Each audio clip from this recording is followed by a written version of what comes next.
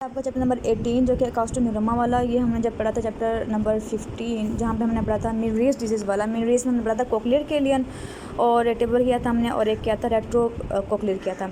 सो अकाउस्टोन्यूरोमा जो मेनली है वो रेट्रो कोक्लियर है, ठीक है। कोक्लियर के पीछे होता है। किस तरह से होता है, सपोज़ करें हम एक डायग्राम बनाते हैं पहले और उसको समझने की कोशिश करते हैं। बहुत ही ईजी है ये आगे हमारे सेमी सर्कुलर कैनाल, और ये हमारा पूरा आगे है वेस्टिब्यूल जिसके अंदर सैक्यूल और आर्टिकल होते हैं, ठीक है, अंदर की तरफ। और फिर बाद में जो हमारा आया वो आ गया कोक्लिया आ गया। सो इस तरह से मिडिल एरिया में ये होता है।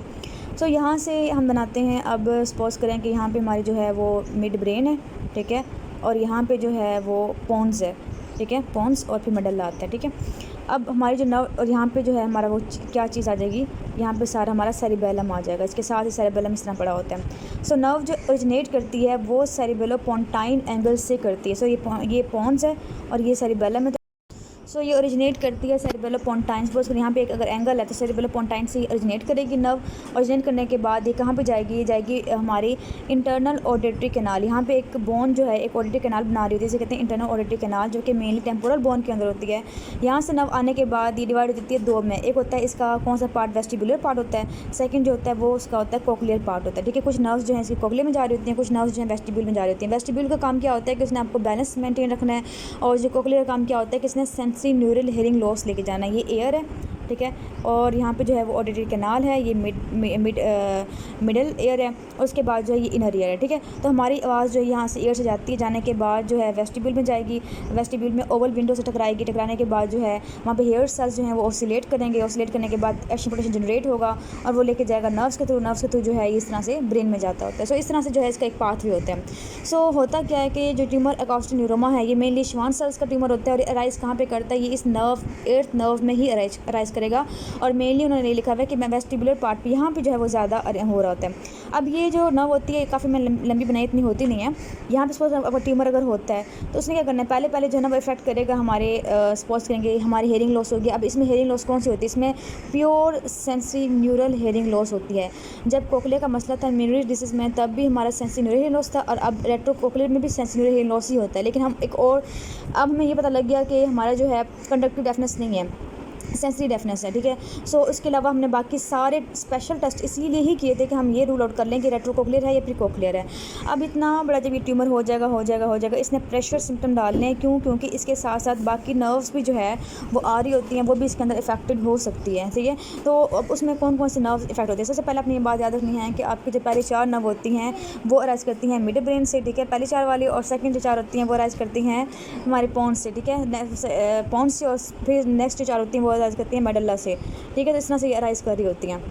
अब इसमें ये है कि अब हमने ये देखना है कि इसमें कौन कौन से नर्व्स जो है उसके प्रेशर सिम्टम से इन्वॉल्व हो सकती है। पहले उसने क्या करना है कि पहले उसने प्रेशर सिम्टम डालने हैं, तो खुद ये नर्व एर्थ नर्व इन्वॉल्व होगी, एर्थ नर्व के सिम्टम्स आएंगे। उसके बाद जो साथ वाली नर्व्स होती हैं, सपोज करें फिफ्थ नर्व होगी, ठीक है। मेनली जो सबसे पहले नर्व इन्वॉल्व होती है वो फिफ्थ नर्व होती है। तो पता है कि फिफ्थ होगी, 7th होगी, 9th 10th होगी, ये सारी जो है इसके बाद इन्वॉल्व हो सकती हैं। उसके बाद जब ट्यूमर बहुत ज़्यादा बड़ा होगा तो उसके बाद ब्रेन स्टेम के मसले भी आएंगे, सेरिबेलर के फंक्शन भी आएंगे, मसले आएंगे। और बड़ा हो गया तो हमारी जो ब्रेन है उसको भी इफेक्ट करेगा, तो ब्रेन के सिम्टम्स भी आते होते हैं। डिपेंड करता है कि ट्यूमर किस साइज़ का है, ठीक है, छोटा है बड़ा है। अब जो सिम्टम्स आएंगे उसी के अकॉर्डिंग हम ये बता सकते हैं कि इसका साइज़ कितना है, ठीक है। तो ये जो है इसके अंदर काफ़ी इंपॉर्टेंट बातें हैं जो मैंने बता दी आपको। इसी से ही हम सारा जो चैप्टर वो आराम से इजीली कर लेंगे। और हमने इसकी डायग्नोसिस से पहले ही कर लिया है ना उस टेबल से कि रेट्रो कोक्लियर के क्या क्या जो हैं फाइंडिंग्स हमें मिल सकती हैं। चलें जब हम स्टार्ट करते हैं, अभी हमने बताया कि ये वेस्टिबुलर श्वानोमा होता है। मतलब इन्वॉल्व तो करेगा पूरी नर्व को, ऐसी बात है जब साइज बढ़ता जाएगा पूरी नर्व इन्वॉल्व हो ही जाएगी। लेकिन पहले जो पार्ट जहाँ से अराइज करते हैं वेस्टिबुलर ज़्यादा मतलब कॉमन होता है इसके अंदर, इसको हम न्यूरोलिमामा कहते हैं और एर्थ नर्व ट्यूमर भी कह रहे होते हैं। आपका इंपॉर्टेंट है इस सेंस में कि वाइवा के लिए इंपॉर्टेंट है, ठीक है। तो और MCQ इसके अंदर आ जाते होते हैं, और SCQs के लिए भी इंपॉर्टेंट है। सो आपने इसको अच्छे से करना है क्योंकि एक ट्यूमर ही है जो कि रेट्रो कोक्लियर है प्रॉब्लम। अब इसका इंसिडेंस क्या होता है कि 80% होता है कहाँ से अराइज करता है, सेरिबेलोपोंटाइन एंगल, जो मैंने बता दिया आपको, एंगल से ये अराइज करता है। और ब्रेन ट्यूमर का 10% पार्ट होता है। पैथोलॉजी की अगर हम बात करें, बिनाइन होता है, इनकैप्सुलेटेड होता है और बहुत स्लो ग्रोइंग होता है। ट्यूमर एर्थ का होता है। और इसमें कौन से फाइबर होते हैं, ये आपको इंपॉर्टेंट बात है कि एलोंगेटेड स्पिंडल सेल इसके अंदर होते हैं with rod shape nuclear like in rod पेल्सिडाइड। इस तरह से जो है ये रो की फैशन में होते हैं। सॉरी स्पिंडल बनाने थे इसको इस तरह बनाने सेल, ये इस तरह से, ठीक है, ये रो की फॉर्म में होते हैं, ठीक है। और इसमें रोड शेप जो है वो न्यूक्लाई होते हैं, इस तरह ये अरेंज किए होते हैं। और रीजन कहाँ से होता है, बताया श्वान सेल्स होता है, वेस्टिब्यूल से राइज करता है, कोक्लियर से भी राइज कर सकता है, ठीक है, इंटरनल ऑडिटरी कैनाल के अंदर। सो इंटरनल ऑडिटरी कैनाल की कॉन्सेप्ट आपको आई होप समझ आ गई होगी। सपोज करेंगे ये जो है ये हमारी कोक्लिया है और ये नर्व जा रही है इसकी, और ये वेस्टिब्यूल है, यहाँ से नर्व जा रही है ये वाली, तो यहाँ इकट्ठी होगी, और यहाँ से बाद यहाँ जो जाती है ये जो कैनाल होती है इसे हम कहते हैं इंटरनल ऑडिटरी कैनाल, अंदर की तरफ जो जहाँ से नर्व आ रही होती है। ये एक्सटर्नल की बात नहीं कर रही, ठीक है, तो आपने कन्फ्यूज़ नहीं होना इसके अंदर। उसके बाद ये है कि ये बाद में एक्सपेंड करती है, इरोड करती है कैनाल को, सेरिबेलोपोंटाइन एंगल को इरोड करती है, एंटीस्पीरली ग्रो करती है, फिर बाकी सारी नर्व्स इफेक्टेड होती हैं, वो आगे हम पढ़ते हैं इसकी ना। उसके बाद उन्होंने कहा था सेरिबेलम इफेक्टेड होगी, इसके अलावा आखिर में जाके जो है वो CSF प्रेशर भी इसका बढ़ जाता है। अब इसकी हम क्लासिफिकेशन किस तरह करते हैं कि ये या तो ये कैनाल के अंदर है, ठीक है, हम कहते हैं इंट्राकैनालिकुलर कहते हैं, या फिर छोटे साइज़ कैसे कहते हैं 1.5 सेंटीमीटर का होता है, या मीडियम है तो 1.5 to 4 सेंटीमीटर का होता है, और लार्ज होगा तो 4 सेंटीमीटर से ज़्यादा अगर होगा तो ये इसका साइज़ है ना बहुत ज़्यादा होगा। ये उन्होंने थोड़ी सी डायग्राम दिखाई हुई है कि इसमें उन्होंने बताया हुआ है कि पहले ये स्मॉल है, ठीक है, फिर जो है B में उन्होंने बताया हुआ है कि ट्यूमर जो है ना वो सेरिबेलोपोंटाइन एंगल तक एक्सटेंड कर गया है, और C में उन्होंने बताया हुआ है कि ट्यूमर जो है ना वो 5th नर्व को इन्वॉल्व कर दिया है, और लास्ट में उन्होंने कहा कि अगर बहुत बड़ा ट्यूमर है तो उसने किडनी नर्व 5, 9, 10, 11 और ब्रेन स्टेम सेरिबेलम को भी इन्वॉल्व कर लिया, ठीक है। तो ये डायग्राम इसकी बनी हुई है, मेनली जो है साइज़ की बनी हुई है। अच्छा, अब हमने ये बात कर ली, इसके बाद क्लिनिकल फीचर्स क्या है। सबसे पहली बात ये है कि ये 40 to 60 ईयर्स ऑफ एज में होगी, और दोनों ही जो मेल फीमेल को इफेक्ट करती है इक्वली। अच्छा, अगर कहीं आपका लिखा हुआ है ना बुक में कि males are more affected than females, तो आपने ये नहीं याद रखना कि बस अब ये मेल्स में ही होगा, हमारा सिनेरियो मेल का ही आएगा, ऐसे नहीं होता, सिनेरियो दोनों के आते हैं। लेकिन ये होता है कि जिसमें ज़्यादा केसेस आ रहे होते हैं उनका बता रहे होते हैं कि उनमें होता है, लेकिन होता दोनों में है। हमेशा की बात करूँ अगर मैं आगे कोक्लियोवेस्टिबुलर सिम्टम क्या होते हैं कि अगर सिर्फ ये नर्व इन्वॉल्व हुई है तो इसके क्या क्या सिम्टम्स आएंगे। अगर इंट्राक्रैनियल पार्ट है तो हमें पता है कि वहाँ पे इंटरनल ऑडिटरी आर्टरी जो इंटरनल ऑडिटरी कैनाल जो है वो उसके अंदर नर्व इन्वॉल्व होगी। सो क्या क्या प्रॉब्लम आएंगी हमें। स्टार्ट में क्या होगा, अब ट्यूमर है तो अब दोनों कान में एक साथ तो नहीं हो सकता, उसको एक कान में ही होगा सपोज करें, ठीक है। तो हमारे जो है ये मिडल ईयर हो गया, ये कोक्लिया हो गया, तो यहाँ पे ट्यूमर आ गया, ठीक है। तो यहाँ पे ट्यूमर आ गया, सो ये यूनिलेटरल प्रेजेंटेशन होगी, और सेंसरी न्यूरल हेयरिंग लॉस होगी प्योर वाली, और टेनाइटस भी इसके साथ हो सकता है, और ये मतलब इसके साथ टेनाइटस जो है ना वो हो सकता है। इसके अलावा जो है ना इसकी स्पीच जो है वो अंडरस्टैंड डिफिकल्टी होगी। आप कुछ सोचें कि एक आपकी ये वॉइस जा रही है, आगे नर्व ही आपके ब्रेन में नहीं लेके जा रही, जब उस बंदे को समझ ही नहीं आ रही आपकी क्या बोल कर रहे हो, तो उसने अंडरस्टैंड क्या करना है आपकी स्पीच को, ठीक है। तो ये अपने प्योर टोन हम ऑटोमेटिक करवाते होते हैं, उसमें जो है ना वो हेयरिंग लॉस मिलती होती है, कॉन्सिस्टेंसी न्यूरल मिलती होती है। उसके बाद है वेस्टिबुलर की। अगर हम बात करें कि वेस्टिबुलर में क्या होती है, तो कोक्लियर के ना प्रॉब्लम, कोक्लियर का मसला होगा तो ये सारे मसले आएंगे। अगर वेस्टिबुलर इन्वॉल्व होगी है तो आपको पता है कि वो बैलेंस मेंटेन करता है, तो पेशेंट को इनबैलेंस और अनस्टेडीनेस और होगा, वर्टाइगो बहुत कम होता है इसमें। खैर, अच्छा आगे हम बात करते हैं किडनी नर्व इन्वॉल्वमेंट। आपकी ये MCQs आ रहा है, बहुत इंपॉर्टेंट MCQs है कि कास्टोनिमा सबसे पहले कौन सी नर्व को इन्वॉल्व करता है। सो जब अर्लीस्ट होती है वो 5th नर्व होती है, क्योंकि 5th नर्व जो है बिल्कुल इसके साथ ही लाई करी होती है। 5th नर्व अर्लीस्ट जो है इसमें इन्वॉल्व होती है। अब नर्व इन्वॉल्व हो जाएगी, हमें कैसे पता चलेगा कि इस नर्व इन्वॉल्व होगी है। 5th तो हमने देखना है, कोऑर्डिनेट सेंसिटिविटी देखनी है। इसके अलावा हम फेस पे देखते हैं नमनेस, मतलब सेंसिटिव सप्लाई कर रही होती है ना कोऑर्डिनेट को और फेस को, सो वहाँ पे नमनेस होगी। और जब ये इन्वॉल्वमेंट हो जाएगी तो हमें ये आइडिया हो जाएगा कि अब ट्यूमर जो है वो 2.5 सेंटीमीटर का हो गया। 5th के बाद आगे हमारी 7th नर्व इन्वॉल्व होगी, तो हमें पता है कि इसने क्या कराना है। इसने बहुत सी चीज़ें हैं जगह देखने के लिए। अगर पोस्टीरियर सपोज करेंगे ऑडिटरी कैनाल है, इसका जो पोस्टीरियर पार्ट है, पोस्टीरियर मेटल वॉल है, वहाँ पे हाइपोस्थीसिया हो जाएगा, वहाँ पे सेंसेशन जो है वो कम रह जाएगी। इसे हम कहते हैं हिर्ट्ज़बर्गर साइन कहते होते हैं, ठीक है, आपने याद रखना है। इसके अलावा पता है कि 7th नर्व टेस्ट भी करवाते तो टेस्ट भी ख़राब हो जाएगा इसके अंदर, और लैक्रिमेशन करवा रही होती है आइज़ का, तो वहाँ पे जो है लैक्रिमेशन कम हो जाएगी। शिमर टेस्ट भी जो है हमें टाइम जो है वो कम मिलेगा। मोटर फाइबर जो है वो बहुत ढीट होते हैं और बहुत काफ़ी देर बाद इन्वॉल्व होते हैं। अच्छा आगे हम बात करते हैं 9th and 10th kidney nerve की। तो क्या होगा, अगर ये इन्वॉल्व हो गया तो उस पेशेंट को डिस्फेजिया होगा, खाने मुश्किल होगी और उसकी होर्सनेस होगी, ठीक है, क्योंकि पैरेंटल पेरेंट्स ऑफ लेरेंजियल जो है ना पैरालिसिस हो जाती है 9th और 10th किडनी नर्व की वजह से। आगे हैं वो कहते हैं कि 11, 12, 3, 4, 5 ये सारे जो हैं ट्यूमर्स में इफेक्टेड हो सकते हैं। उसके बाद हम बात करते हैं कि नेक्स्ट क्या होगा। अभी नर्व्स इन्वॉल्व होगी साथ साथ, पीछे अब क्या आगे ब्रेन स्टेम आ गई। अब ब्रेन स्टेम इसमें इन्वॉल्व होगी तो हमें क्या प्रॉब्लम होगी, अटैक्सिया होगा, वीकनेस होगी, नमनेस होगी, ठीक है। और वहाँ पे जो है अच्छा ऐसा क्यों होता है, ब्रेन स्टेम होता है सपोज करें, और नीचे ये पोन्स होता है, फिर मेडल्ला होता है, यहाँ पे सारी की सारी जो है ना नर्व्स ऊपर से आ रही होती हैं, ठीक है। सारे ट्रैक जो है ना ढेरों ट्रैक आ रहे होते हैं, वो ट्रैक को इफेक्ट कर देगा। ऐसी बात है, हमारी जो सेंसेशन अटैक्सिया वगैरह है, वीकनेस है, वो सारी इसके अंदर हमें फील हो सकती है।